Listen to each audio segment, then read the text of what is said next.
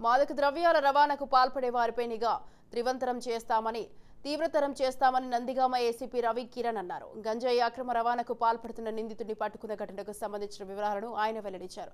మహారాష్ట్రకు చెందిన పూణే జిల్లా సోంగాన్ గ్రామానికి చెందిన శుభం దత్తేత్రి బండవాల్కర్ ఈ నెల 3న విశాఖపట్నం జిల్లా నర్సీపట్నం అటవీ ప్రాంతం నుంచి ముంబైకి అక్రమంగా కారులో గంజాయి తరలిస్తున్నాడన్న సమాచారం అందినట్లు తెలిపారు.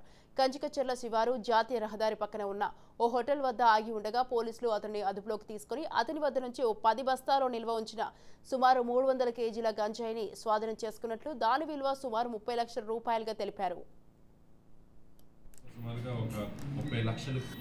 ప్రాఫిట్ 30 లక్షలకి అమ్ముదామని చూడడానికి క్రమంలో our team has caught the entire stock and ఈ కేసులో ఈ అక్యూజ్డ్ పర్సన్ హ్యాస్ విజిటెడ్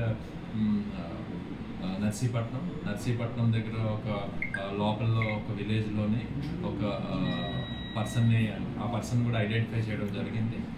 ఆ పర్సన్ దగ్గర ఒక 300 కేజీలు గాంజా కొని అతని కారులో దాచుకొని దాన్ని ట్రాన్స్పోర్ట్ చేసే క్రమంలో our team with the help of our DCP rural zone we have got this entire this thing.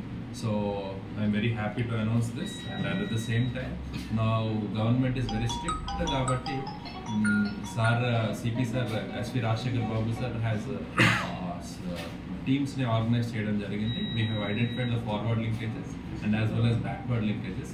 Backward linkages kuda oka special teams oka rendu పంపించడం జరుగుతుంది and as well as forward linkages kuda oka team ని ఏర్పాటు చేసి పడుతుంది based on the local information. ఈ కేసులో book చేయడం జరిగింది and వాళ్ళు కూడా అతి త్వరలో పట్టుకొని ఈ కేసు క్లోజ్ చేస్తామని ఆశిస్తున్నాను.